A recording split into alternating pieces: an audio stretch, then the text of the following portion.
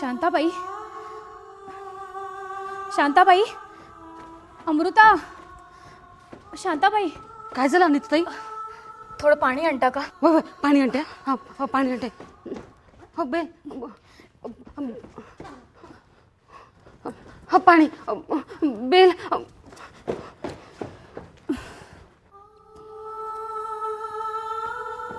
अमृताताई, हा काय झालं? काय झालं गणिता? काही नाही ग, थोडंसं गरगरल्यासारखं वाटतंय. थोडंसं कसं? अगं चेहरा बघ कसा काळवंडलाय तुझा. शांताबाई, अनिताला टॅबलेट्स दिल्या होत्या? कधी देणार? घरकामातून फुरसत तर मिळायला हवी. फुरसत काढायची असते शांताबाई. 1000 वेळा तुम्हाला सांगितलंय, या असल्या सबबी आजारपण ऐकून घेत नाहीत. टॅबलेट्स वेळच्या वेळी द्यायला हव्यात. अगं जाऊ दे, त्यांना वेळ झाला नसेल. तू नेहमी त्यांचीच बाजू घे, म्हणून तर फावतं वाटेल ते करायला. आता तोंड काय बघताय? पाणी आणा. आता तेच आणायला जात होते ना, तर घेतलं बोलवून. मग पाणी घेऊन येता येत नाही? प्रत्येक गोष्टीला तुमच्याकडे उत्तर तयारच असतं. अगं जाऊ दे, किती बोलशील त्यांना? किती म्हणजे काय? तू एक तशीच. काय म्हणाले डॉक्टर काका? औषधाची वेळ काही करून टाळू नका. ती विसरली, तुझं काय? तू ही आठवण करून द्यायची नाहीस. त्यांना तर नको ते धंदे करायची सवय झालेली असते. आम्ही धंदे करत नाही, घरकाम करतो. घरकाम. बाप रे, तुझी आणि त्या शांताबाईंची भेट कोणत्या मुहूर्तावर झाली देव जाणे. पक्क्या वैरी असल्यासारख्या भांडता. मला नाही आवडत ग मोलकर्णीनं एवढं मुजोर असणं. सांगितलेलं काम वेळेवर करत नसेल तर घरात त्यांची गरजच काय आहे? अगं हाच तर त्यांच्यात आणि आपल्यात फरक आहे. म्हणून तर आपण मालक आणि त्या मोलकरीण. त्यांनी तर तुला काय भरून टाकले ना ते देवालाच माहीत. त्यांच्या कोणत्याही उणीवा तुला उणीवा वाटतच नाही. अगं कित्येक वर्ष आहेत त्या इथं. अगदी घरच्या माणसासारखं सगळं करतात.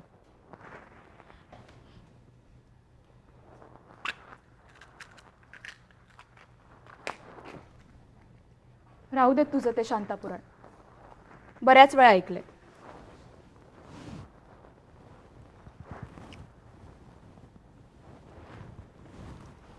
आता कसं वाटतंय तुला? गेली 2.5 वर्ष तू हाच प्रश्न मला विचारतेस आणि मीही तुला तेच ठरलेलं उत्तर देते. खरंच सांगते अमृता, सोडव मला या जंजाळातून. वैतागले ग मी त्या गोळ्यांना. हे सगळं संपवून टाकावंसं वाटतं. झालं सुरू पुन्हा तुझं? अगं जिच्या कुंडलीत कोणतेही ग्रह नांदत नाही तिला जगवण्यात कसला आनंद मिळतोय तुला?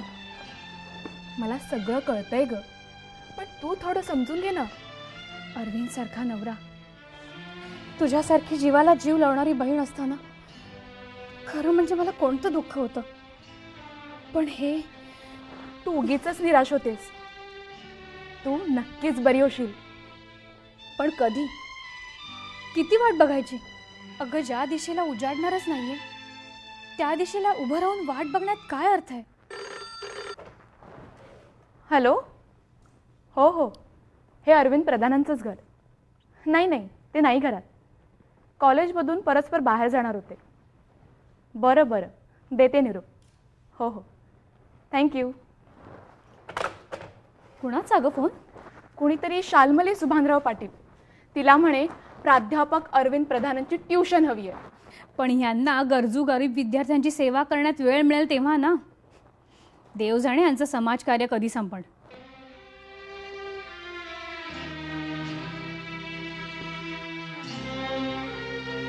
अनिता, शोभतेस खरी प्रोफेसरची बायको. पण काय ग, आज तुझी शांताबाई दिसत नाही ती? कालच्या प्रसंगानंतर तिथे फिरकलेलीच नाहीये. बहुधा तिने धसका घेतला असावा. खरं? काल तर मीही अगदी घाबरून गेले होते तिचा तो अवतार बघून. कसली किंचाळत आली ती त्या बाथरूम मधून. बाईसाहेब बाईसाहेब, कोणतरी सुरा घेऊन उभा आहे मला मारायला.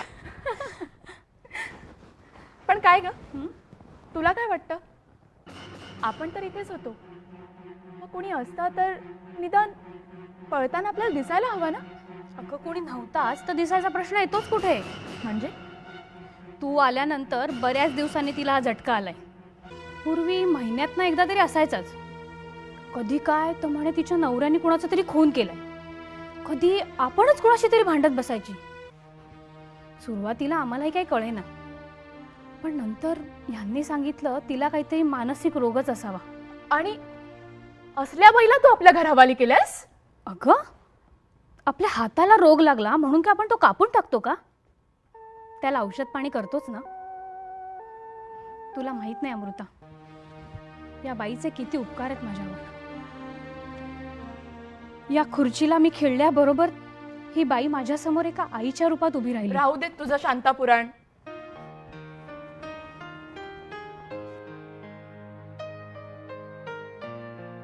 हे बघ, मी तुझ्यासाठी प्रेझेंट आणले.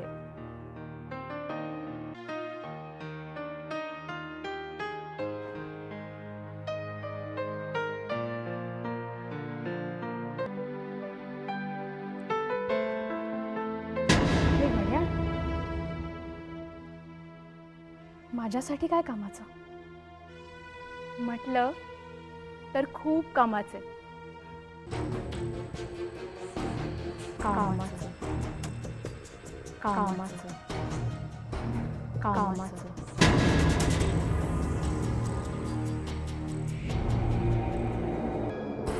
अनिता, हे तुझ्या मनात? आजच नाही, गेली कित्येक वर्ष मी आपल्या नातेसंबंधाचा विचार करते. असा कोणता धागा आहे जो आपल्याला इतकी वर्ष एकत्र बांधून ठेवतो? मी ही अशी असून नसल्यासारखी, घरातल्या एखाद्या वस्तूसारखी, असूनही अडचण आणि नसूनही. अनिता, ज्या दिवशी आपण लग्न केलं ना, त्याच दिवशी आपण एकमेकांमध्ये विरघळून गेलो, दुधातल्या साखरेसारखी. तू तू एक वस्तू हा विचार कधी माझ्या मनाला स्पर्शला पण नाही, या पुढेही स्पर्शणार नाही. मग असून अडचण नसून खोळंबा आहे काय? अगं, लग्नासारख्या पवित्र बंधनामध्ये एक ताकद असते, मायेची, विश्वासाची. मग दुःखाची वादळं असोत किंवा सुखाची बरसात असो, ही अशी अलगदपणे झेलता येते. अनिता, जरा डोळे बंद कर. काय? डोळे बंद कर, असेच ठेवा. बंद कर. उघडू नकोस हा अजिबात. थांब, अरविंद. Just weight.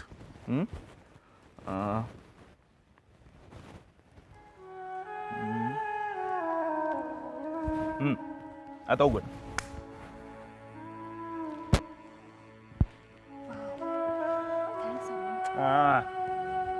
थँक्स म्हणून या फुलांचा अपमान करू नकोस. उगाच त्यांना व्यवहारी रंग लावू नकोस. एनिवे, कोणाचा फोन आला होता किंवा कोणी आलं होतं का? हो, गोडबोले काका आले होते. अच्छा, आणखी काही? त्या शाल्मली सुभानराव पाटीलचा फोन आला होता. बरं झालं तुम्ही तिची ऑफर स्वीकारली. तिची ऑफर मी स्वीकारली? हो, तुम्ही तिची tuition. You are mistaken Anita. त्या बिंडोक मुलीची ऑफर मी स्वीकारेन हे तुला वाटलंच कसं? हे बघ, यापूर्वी मी तिला आणि तुलाही अनेक वेळा सांगितलंय की she is just not capable. That's अहो पण हे बघ, या विषयावर आपण आता न बोललेलंच बरं.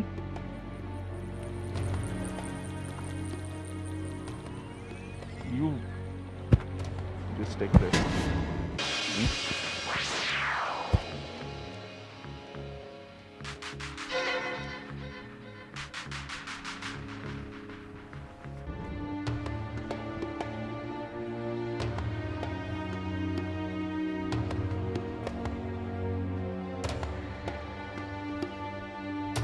जीजू,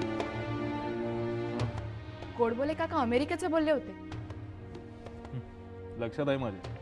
त्यासाठीच तर एवढी धडपड करतो. पण त्या धडपडीला जोपर्यंत व्यवहाराची साथ मिळत नाही तोपर्यंत त्याला काय अर्थ आहे?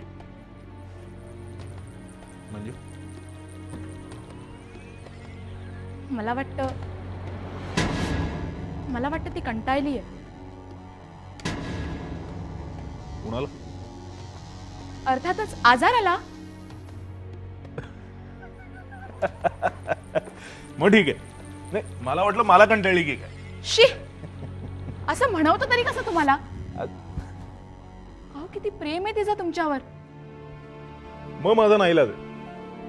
नाही, ती मला कंटाळली असती तर मी स्वतःहून बाजूला झालो असतो. पण आजारपणावर आपला काय अधिकार आहे? आजारपण दारिद्र्यासारखं असतं. एकदा चिकटलं की चिकटलं. तुम्ही प्रत्येक गोष्ट हसण्यावारी नेताय. पण मी या विषयावर सिरियसली बोलतेय. तुला काय वाटतं? तिची अवस्था कळत नाही? हो, पण तुमची तत्व ती जर काही काळासाठी बाजूला सारली व्हॉट यू तर मीन? स्वतःच्या नजरेत मी स्वतःलाच हीन लेखू लागलो की सगळे प्रॉब्लेम सॉल्व्ह होतील असं म्हणायचं आहे का तुला? तसं नाही म्हणत आहे मी. नाही, तुला काय म्हणायचं आहे ते मला जाणवतं. शेवाळ साचलेल्या निसरड्या जमिनीवर तोल सावरत इतकी वर्ष चालत आलो होतो मी इथपर्यंत. आता अनिता नाही साथ देऊ शकत मला. नियतीने तिच्यावर केलेल्या त्या आघातानं तिची ही अशी अवस्था पाहिली ना की किती वेळा तोल तोल जायचा म्हणतो पण सावरत. तिच्यासाठी एवढं सगळं करतोय मी आणि तुला माझी तत्वांची किंमत. मेहनतीच्या मोबदल्यांची अपेक्षा करण्यात जरी तत्व आड येत असतील तर त्या तत्वांना मूठ माती दिलेली बरी. व्यवहार. हो, यालाच व्यवहार म्हणतात. आणि गृहस्थ धर्म स्वीकारून संन्याशासारखं आचरण करण्यात कसलं आलंय शहाणपण? मग ज्ञानाचा बाजार मांडण्यात कसला आलंय शहाणपण? तसं नाही म्हणत मी. पण प्रत्येक श्रीमंत माणूस आपल्याला विकतच घ्यायला टपलाय असं का वाटतंय तुम्हाला? कारण पैसाच ही गोष्ट करू शकतो. अगदी विकत घेऊ शकतो माणसांना सुद्धा. पैशाने आपण काहीही विकत घेऊ शकतो असा एक बुद्धू समज आहे काही श्रीमंत माणसांचा. म्हणजे पैसेवाल्यांची मुलं जिनियस असूच शकत नाहीत का? तुमच्यासारख्या प्राध्यापकाचं मार्गदर्शन मिळालं तर ते सुद्धा स्वतःला प्रूव्ह करू शकतील की? पण मी कुठे नाही म्हणतोय. अर्थात हे सगळं होण्यासाठी लागते ती एक जन्मजात प्रवृत्ती, काहीतरी मिळवण्याचा ध्यास. आणि जे मिळवायचं ते मिळवण्यासाठीची एक पवित्र निष्ठा. आणि ही एखाद्या विद्यार्थ्याकडे आहे किंवा नाही हे न कळण्या इतका मूर्ख नाहीये. एक गोष्ट लक्षात ठेव, पैशाने तत्व विकत घेता येत नाही. तत्व ही पैशापेक्षा फार मौल्यवान गोष्ट आहे. अर्थशास्त्राचे प्राध्यापक तुम्ही, प्राध्यापक अरविंद प्रधान. तत्वांची व्याख्या तुम्ही दिवसातून 1000 वेळा करत असाल. पण मला वाटतं तुमची तत्व, ध्येय तुमच्या वाण्याचं बिल नाही भागवू शकत. अमेरिकेला उपचार करण्याचं तर सोडाच. म्हणजे तू मलाही कंटाळलीयस? नाही ग, मी मलाच कंटाळली. बरं, जाऊ दे. मला सांग, तुला मी दिलेलं प्रेझेंट आवडलं की नाही? वा, खूप छान आहे. भेटवस्तूपेक्षा देणाऱ्याच्या भावनेचाच ओलावा इतका मौल्यवान आहे की ती भेट आवडण्या न आवडण्याचा प्रश्नच येत नाही.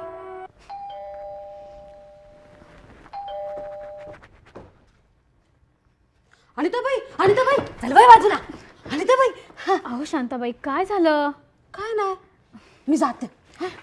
अहो शांताबाई, हे बघा मी आज हातात काय घातलंय. नवीन घड्याळ वाटतं. लय छान आहे हो. तुमच्या हातात लय छान दिसते. कधी घेतलं? वाढदिवसाला हा, कधी दिलं? अमृताने प्रेझेंट दिलंय मला. शी, मला नाही बाई आवडलं. अमृताने दिलंय. अहो शांताबाई, शांताबाई,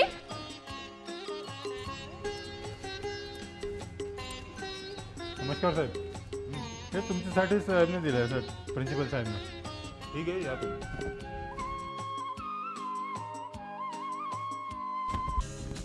सर, अरविंद सर. कोण? सर, मी शाल्मली सुभानराव पाटील. नाही, मी फक्त रोल नंबर आणि क्लास ओळखतो. Sir, class SY, roll number 156. आत्ता लेक्चर नाही का? बंक करण्याचा विचार आहे. आणि एनिवे काही डिफिकल्टी असेल तर रिसेसमध्ये भेटायचं. मी आता वर्गावर चाललो. सर, माझं महत्त्वाचं काम होतं तुमच्याकडे. या क्षणी वर्गावर जाण्यापेक्षा जास्त महत्त्वाचं कोणतंही काम असू शकत नाही. सर, मला तुमचे ट्युशन्स हवेत. कॉलेज व्यतिरिक्त मी कुठेही शिकवत नाही. शिक्षणाचा बाजार मांडलेला मला आवडत नाही. सर, मी सुभानराव पाटलांची मुलगी आहे, शाल्मली. मी तुम्हाला आधीच सांगितलं, मी फक्त रोल नंबर ओळखतो आणि सुभानराव पाटील कोण याच्याशी मला काहीही देणं घेणं नाही.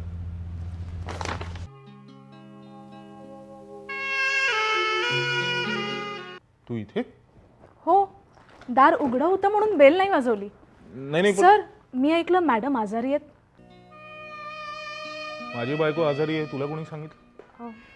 जाऊ दे ना सर, मी कधी येऊ ट्युशनला? पुन्हा पुन्हा त्याच विषयावर बोलायला आवडत नाही मला.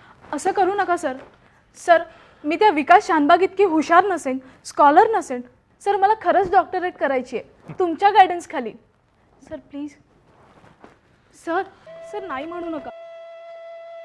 माझे बाबा तुम्ही मागाल त्यापेक्षा डबल पैसा देतील. पैसा?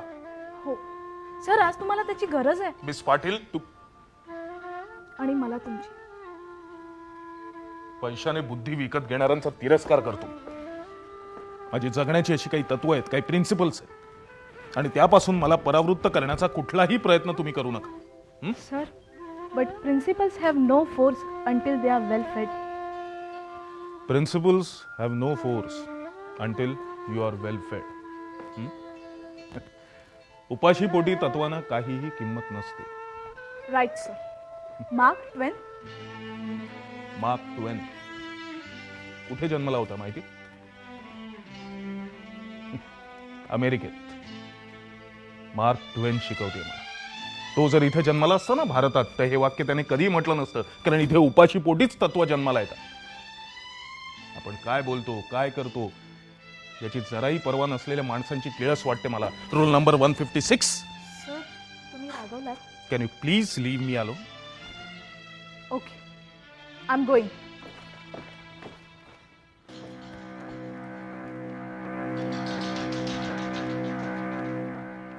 मी जाते, पण एक लक्षात ठेवा, तुम्हाला माझे ट्युशन्स घ्यावीच लागेल. माझ्यासाठी नाही, तर तुमच्या बायकोसाठी. Good bye.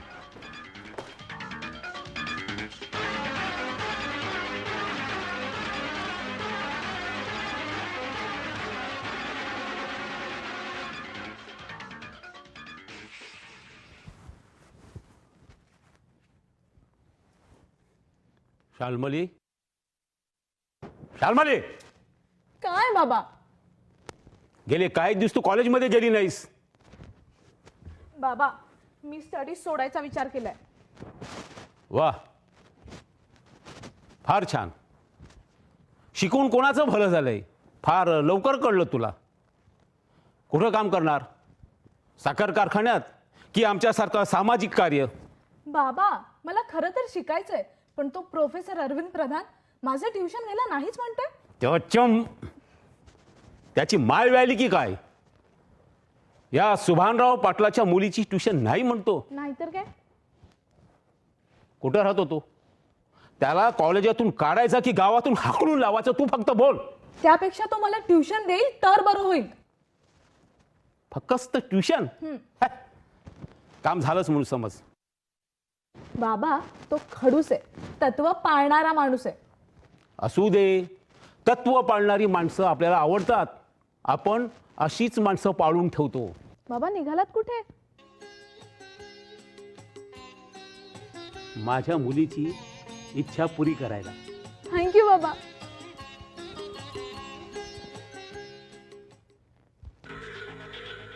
ही शाल्मली सुभानराव पाटील. तिला जे हवंय ते ती काही करून मिळवते. आपण मी सुभानराव पाटील. या ना, बसा.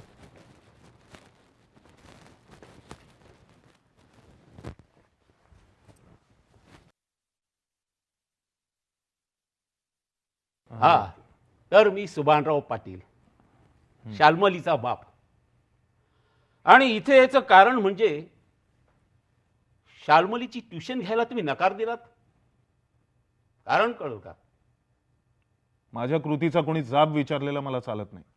आणि पाटलाच्या घराण्यात कुणालाही नकार दिलेला चालत नाही. माझा निर्णय कधीही फिरत नसतो. हा, ते दिसतच आहे. तुम्ही म्हण प्रिन्सिपल होताय. हा, तर मॅनेजमेंटला मी योग्य वाटत असेल तर आम्हाला वाटतंय म्हणून तुम्ही प्रिन्सिपल होताय. असं असेल तर मी प्राध्यापक प्रधान राहणंच पसंत करेन. हो, पण एवढा ताठरपणा कशा पाहिजे? हा, मला वाटतं हा विषय आपण इथेच थांबूया. रागावू नको प्रिन्सिपल साहेब. पाटील, राहील प्राध्यापक मग तर झालं. पण मी काय म्हणतो, माझा निर्णय बदलणार नाही. वारा बदलला की सारं बदलतं. आणि आमच्या इशाऱ्यावर वाऱ्याची दिशा बदलणारी वादळी होका यंत्र आमच्या बँक बॅलन्स मध्ये आहेत.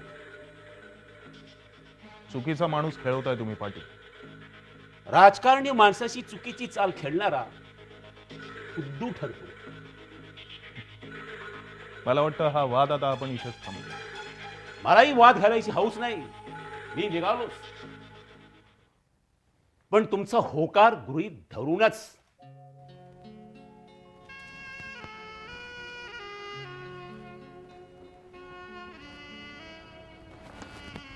या तुमच्या मिसेस काय?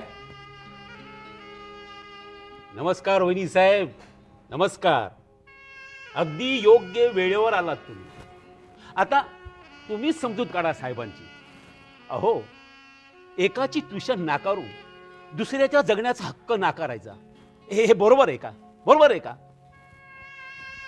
काय वहिनी साहेब, तुम्ही जगलं पाहिजे. तुम्ही जगलेलं आम्हाला पाहायचंय. आम्ही तुम्हाला अमेरिकेला पाठविणार म्हणजे पाठविणारच. हे बघा,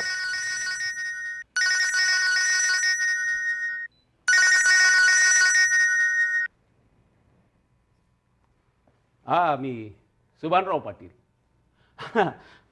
पाय लागू सरकार. हां हां हां हां, हो हो हो हो हो, धन्यवाद साहेब. साहेब, मी आपला आभारी आहे. हो हो, जय हिंद, जय Maharashtra.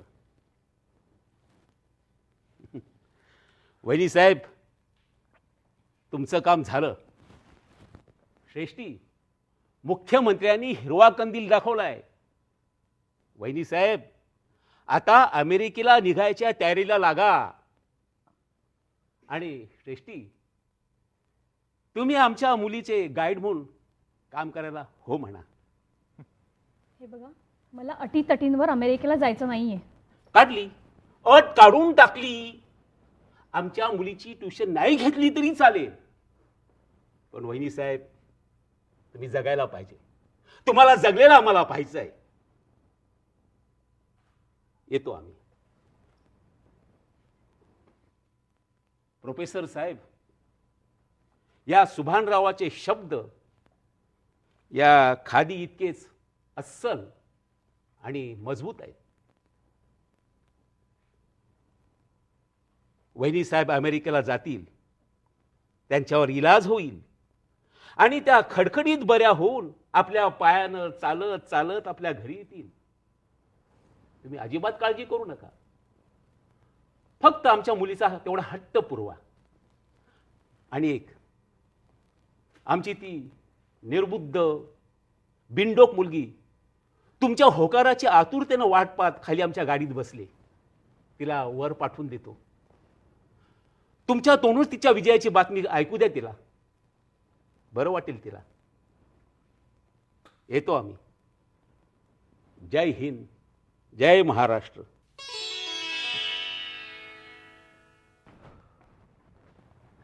Thank you. Thank you so much sir. Let's celebrate it. Celebrate?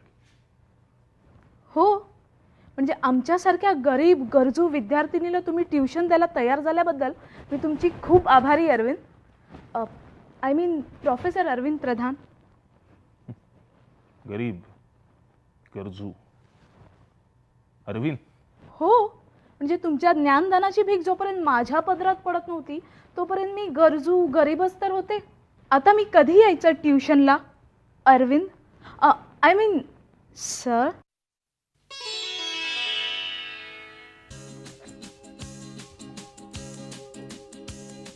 मला तुम्ही आवडता.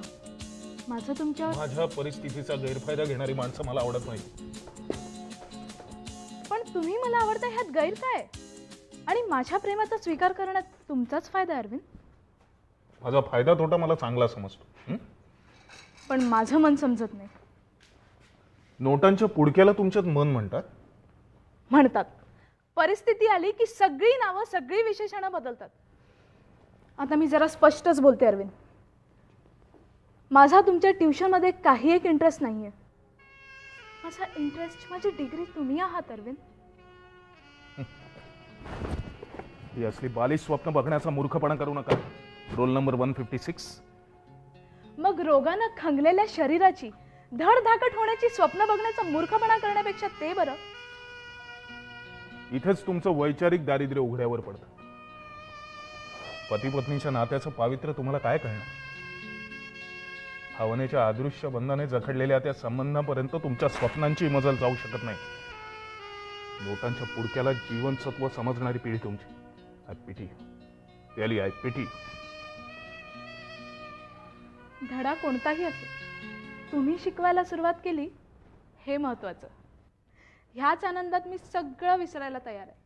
पुन्हा एकदा नव्याने संबंधांची ओळख करून घेण्याचा मी नक्की प्रयत्न करेन. आता पाहूया जमतंय का ते. Arvind, good bye.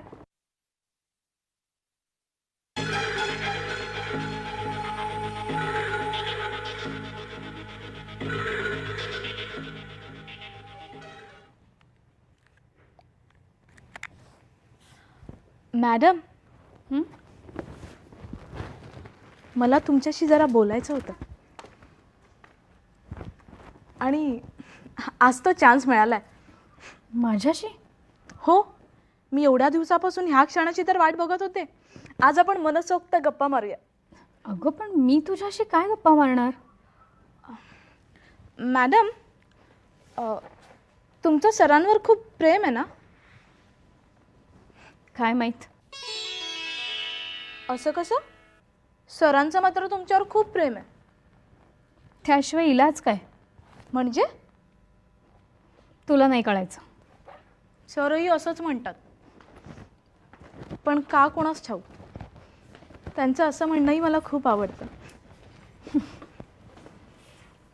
त्यालाच प्रेम म्हणतात. शाल्मली, मला खरं खरं सांग, तुला तुझे सर खरंच खूप आवडतात? खूप. पण त्याचा काय फायदा? त्यांना तसं काहीच वाटत नाही. असं काय आहे ग तुझ्या सरांमध्ये तुला आवडण्यासारखं? सरांमध्ये काय माहीत, पण त्यांच्या बोलण्यातील गूढता, जिद्द, लोकांना मदत करण्याची त्यांची वृत्ती, सगळं सगळं कसं पाहत राहावंसं वाटतं. हवंसं वाटतं. किती मान आहे ना त्यांना, कॉलेजात आणि कॉलेज बाहेर सुद्धा.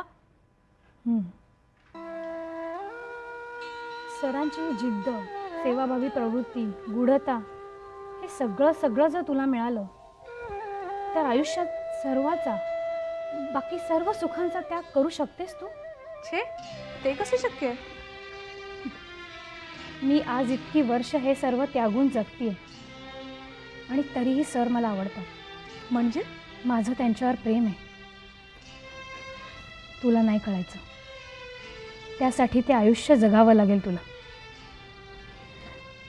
तू कोवळी आहेस. तुझी स्वप्न कोवळी आहेत. या जिद्दीची, सेवाभावी प्रवृत्तीची, बोलण्यातल्या गूढतेची झळ नाही सोसणार तुला. वेळीच मागे फिर. चला, 4 वाजले. आमची वेळ झाली. कशाची? गोळ्या घेण्याची. मी देऊ? हो दे. त्या बघ तिथे.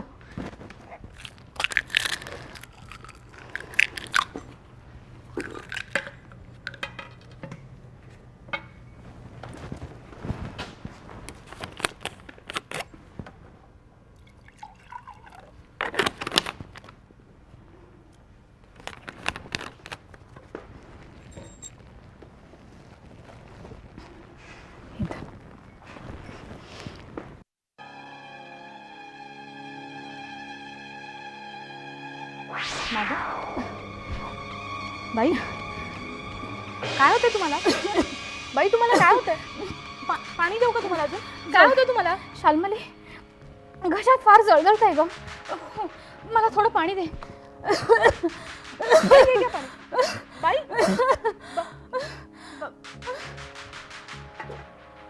बाई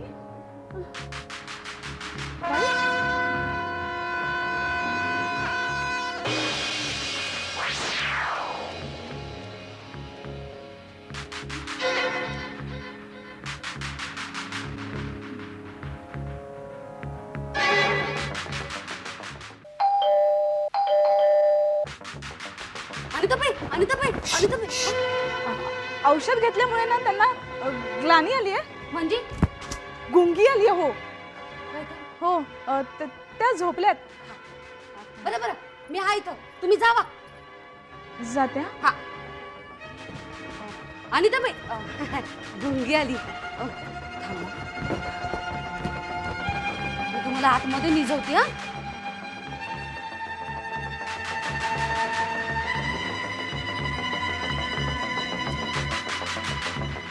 देवाने लई वाईट केलं तुमच्या बरोबर.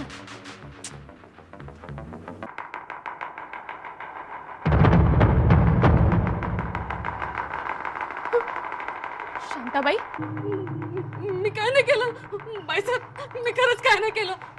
ती साहेबांकडे ना शाल्मली, तिने काहीतरी केलं असेल. शांताबाई, लाज वाटायला पाहिजे तुम्हाला असं खोटं बोलायला. पण मी तुम्हाला अशी सोडणार नाही. बऱ्या बोलानं गुन्हा कबूल करा, नाहीतर मी तुम्हाला पोलिसांच्या हवाली करायला मागे पुढे पाहणार नाहीये. तुम्ही म्हणत असाल ना तर बरोबर आहे. माझ्याकडनं चुकून झालं. अहो, पण तुम्ही असं का केलं? ते मला माहिती नाही. मला काय बी विचारू नका. मला खरंच माहिती नाही. हो गॉड. अहो, आता उघडा तो दरवाजा. उघडते.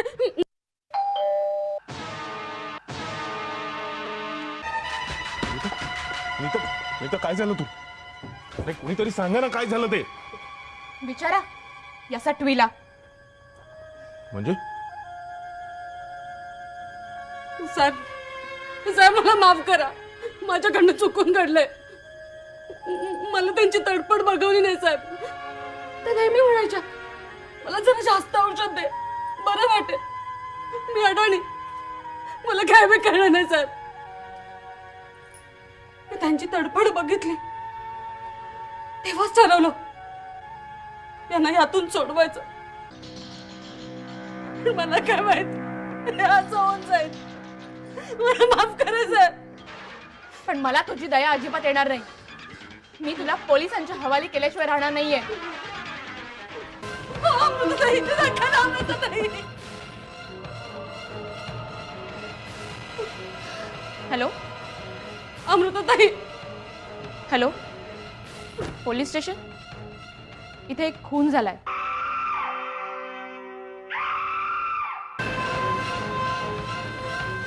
आरोपी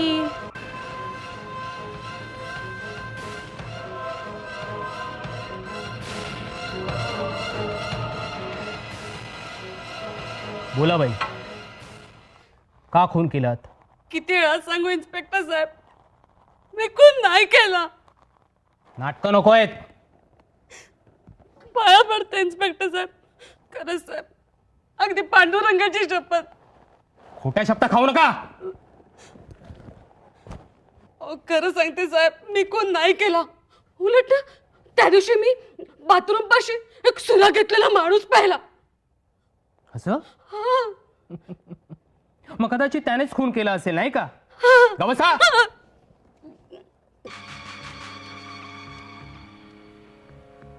इन्स्पेक्टर, मला नाही वाटत शांताबाईंची काही चूक आहे. कशावरून?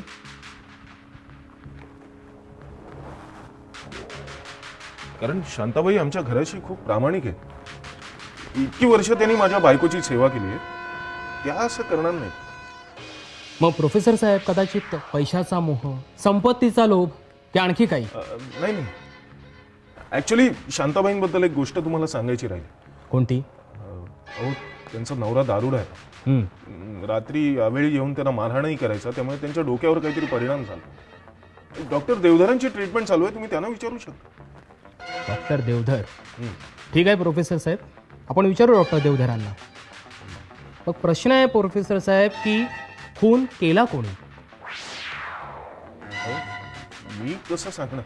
की तुम्हीच तुमच्या मेवणीशी संगनमत करून? Inspector Mohite, are you all right?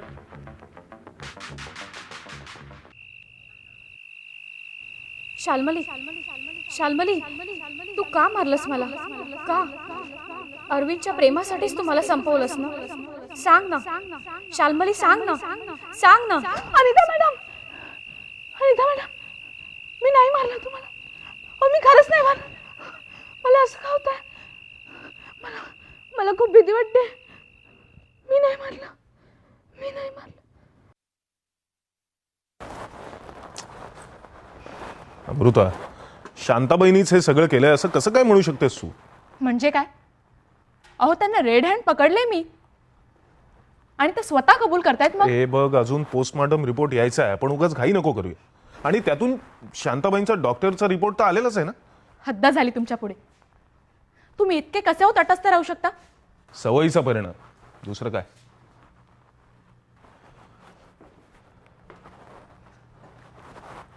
Amruta, हे घड्याळ ठेव. नाही, आज अचानक मला तू अनिताला दिलेल्या घड्याळाची आठवण झाली. त्या दिवशी तिच्या हातात ते घड्याळ नव्हतं. अरे हो, ते माझ्याही लक्षात नाही आलं. म्हणजे शांताबाईने हे घड्याळे उडवलेले दिसते. मला नाही वाटत तसं.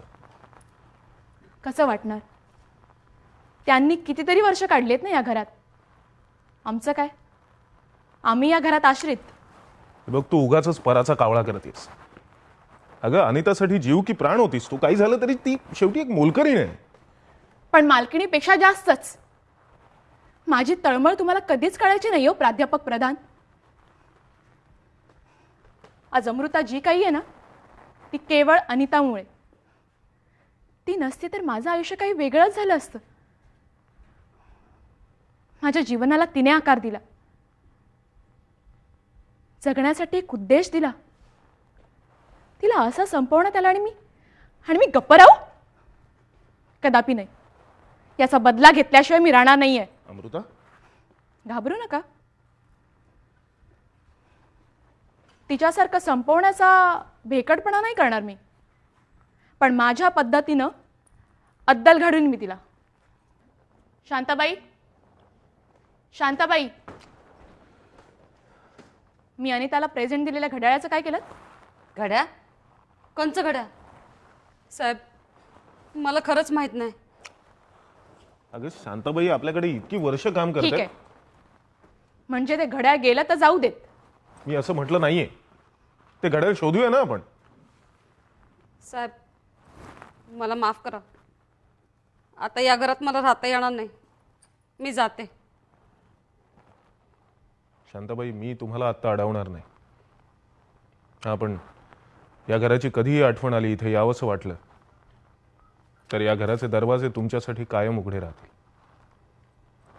त्रासाची माफी असावी साहेब. माफ करा. मी तुला कधीच माफ नाही करणार आहे. वेळ आली ना की बघून घेईन तुला. जाते साहेब.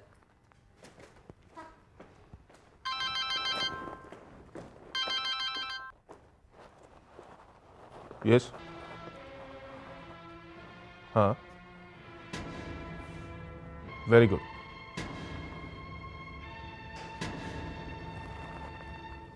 R you sure? मी आलो, निघालो लगेच. काय झालं अरविंद?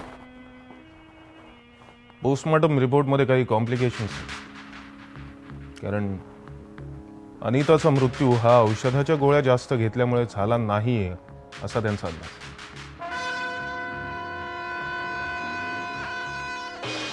अरविंद अरविंद अरविंद ती अमृता, तू आधी रिलॅक्स. हां, घे पाणी घे. रिलॅक्स.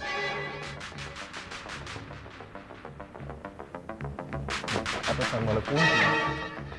अरविंद ती स्वतःच्या पायाने चालत आली होती. माझ्याशी खूप वेळ काय बोलत होती. तिचं आजारपण खोटं असं ती मला सांगत होती. अरविंद ती व्हीलचेअरवर नव्हती त्यावेळी. तू आधी भानावर ये अमृत. 4-5 दिवसात नाही झोप नाही झाली आहे तुझी. तू शांत. मला सांग आज तारीख काय? 10 सप्टेंबर. वाजले किती? सकाळचे 11:30. हेच सांगतो. 10 सप्टेंबर होऊन 5 दिवस होऊन गेले आणि आता संध्याकाळचे 5:30 वाजले. तुझ्या डोक्यात अजूनही तोच काळा दिवस ठाण मांडून बसलाय. बाजूला काढून टाक आठवणी. तर तुझी अवस्था सुद्धा त्या शांताबाईंसारखी होती. मी नाही काढून टाकलं सगळे आठवणी दुधात पडलेल्या माशीसारखी.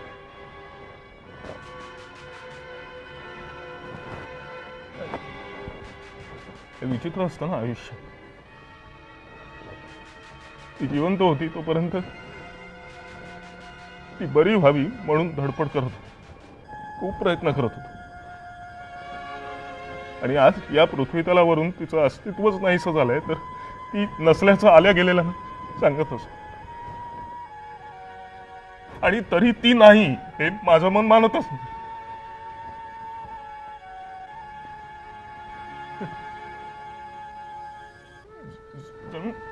सगळ्या भावना तिचल्यासारखे. चुकले अरविंद. मला तुम्हाला दुखवायचं नव्हतं पण तुझं डोकं ठिकाणावर आहे का? एक शब्दही उच्चारू नकोस. अगं कुणी ऐकलं तर काय सर तुम्ही माझं ऐका. गेले 3 दिवस 3 रात्र मी झोपलेले नाहीये. बाईंना मी मारलं हे खरंय पण हे सगळं हो मीच मारलंय त्यांना या घरात इथेच. हे बघ तू शांत हो. हा? मी तुला आता घरी नेऊन सोडतो. तुला धक्का बसलाय त्यातून तू अजून सावरली नाहीयेस. त्या धक्क्यातून सावरलीस की आपण या विषयावर बोलू. सर माझ्यावर विश्वास ठेवा. त्या दिवशी त्यांना औषध देता क्षणी त्या तडफडायला लागल्या.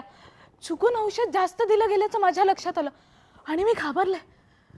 शांताबाईंना खरं सांगण्याची माझं धाडस झालं नाही सर.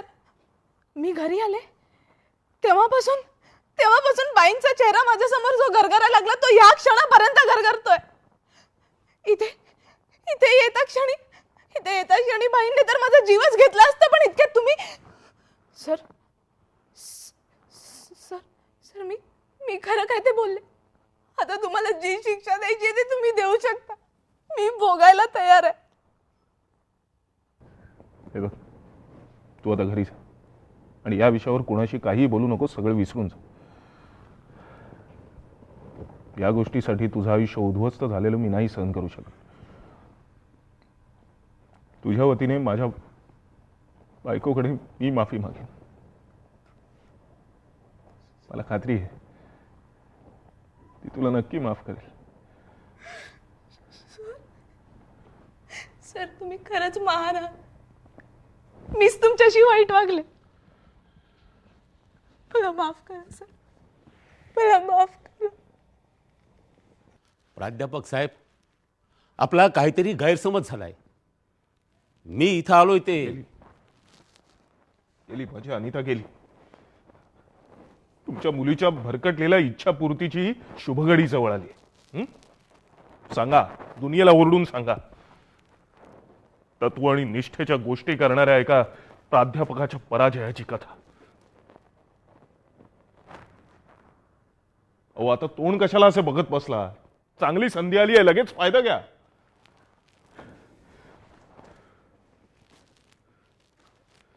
प्राध्यापक साहेब, तुमचं समाधान झालं नसेल तर पाहिजे तेवढा पान उतारा करून घ्या आमचा. आम्ही एका शब्दानेही अडवणार नाही. शिकली सवरलेली माणसं तुम्ही, जिंदगीच्या व्यवहाराला एवढ्या लवकर शरण कसे जाणार तुम्ही? पण आम्ही अडाणी माणसं, जिंदगीच्या व्यवहारातले चटके आम्हाला सहन होत नाही, म्हणून खुशाल शरण जातो आम्ही त्याला आणि घट्ट करतो स्वतःला. दौऱ्यावरून आलो, 2 खबरी लागल्या.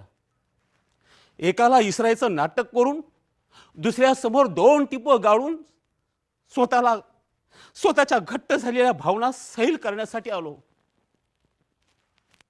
से दचकून जाऊ नका. खबर इतकी जीवाला लावून घेण्यासारखी नाही. प्रारब्धाशी खेळणारा विस्तवाशी खेळत होता हे त्याला जळून राग झाल्यावर कळतं.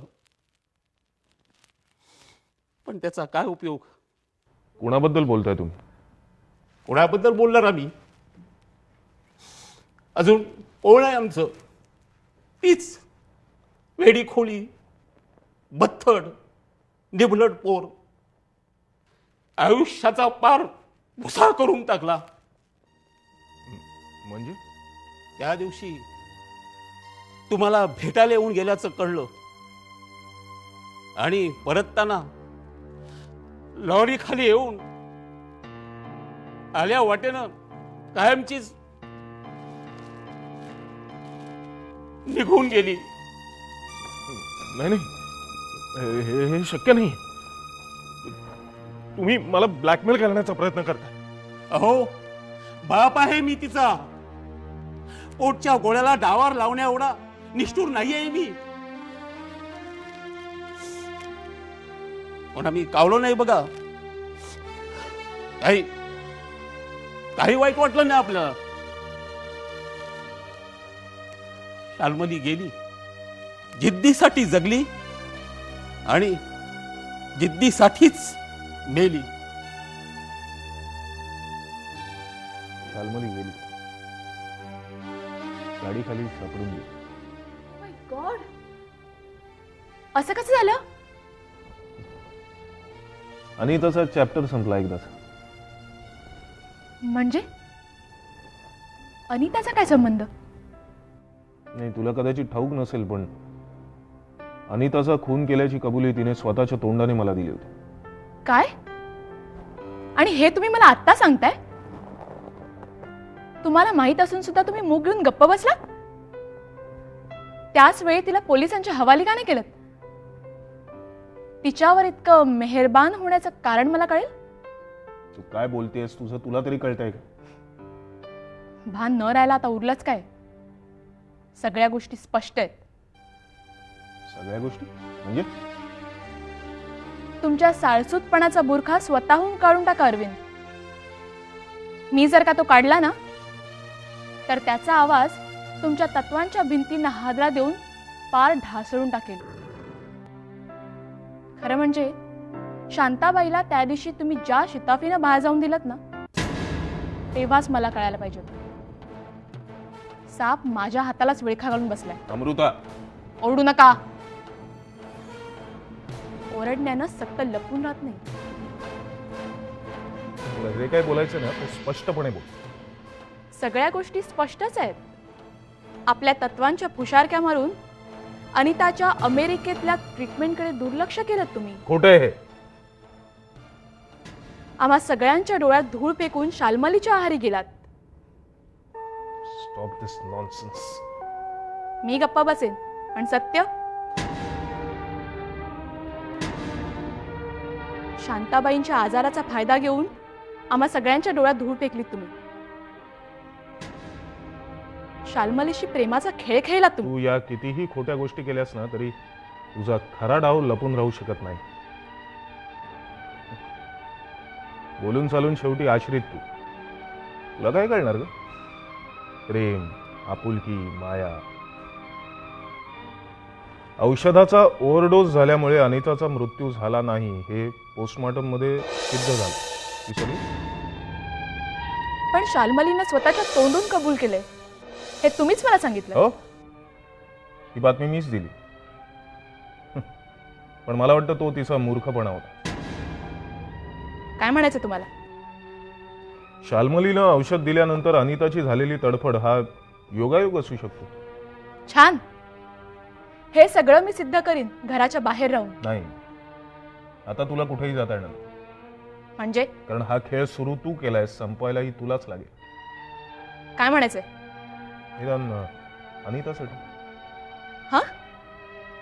मला एक सांग, जर अनितावर तुझं इतकं नितांत आणि निस्वार्थ प्रेम होतं तर ती स्वप्नात आल्यानंतर तुझी अवस्था इतकी भयानक होण्याचं कारण काय? कारण म्हणजे कारण हे सगळे तुझ्या कमकुवत मनाचे खेळ होते. तुम्हाला म्हणायचं तरी काय?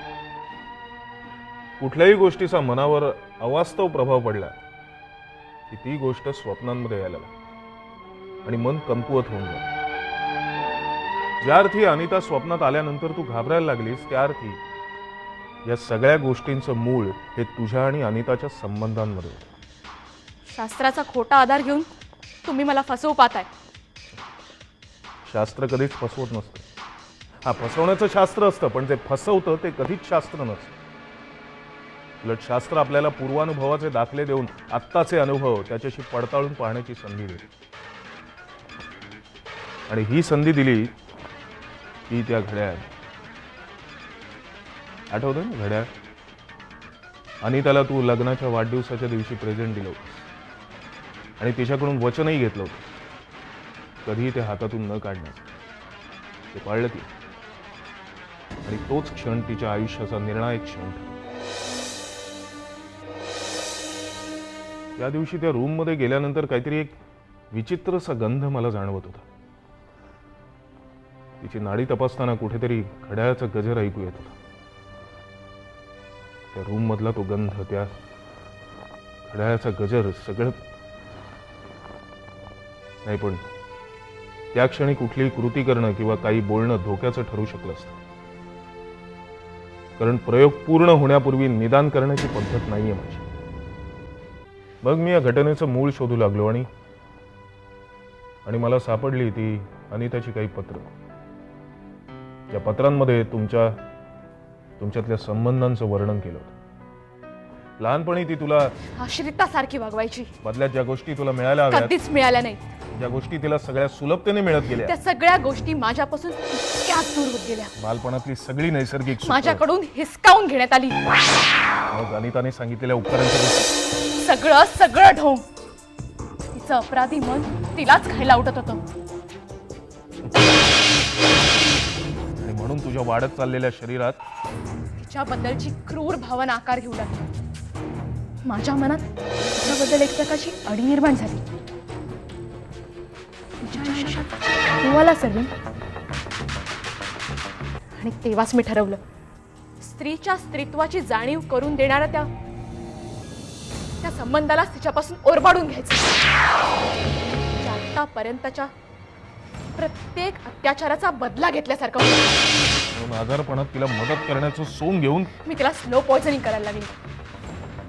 मी तिला दिलेल्या प्रत्येक भेटवस्तूत विषारी गॅसचा वापर करायला लागली.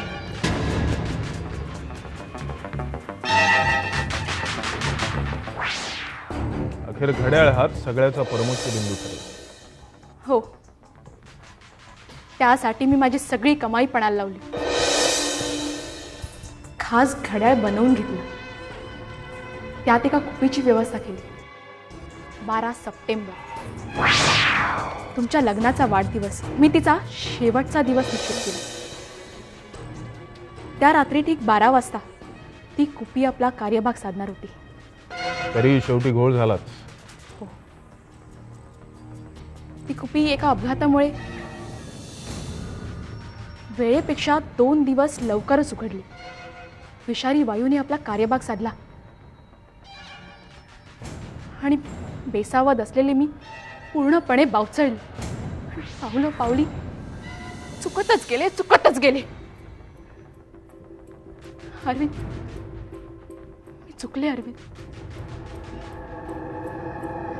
मला माफ करा अरविंद.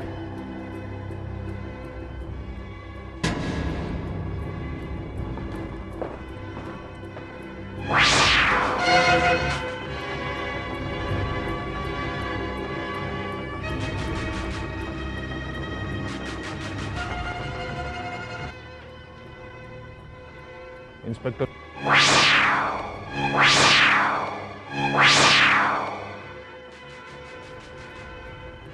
प्राध्यापक प्रधान बोलतो. माझ्या बायकोचा खुनी सापडला. नाही इथेच, खरीच आहे.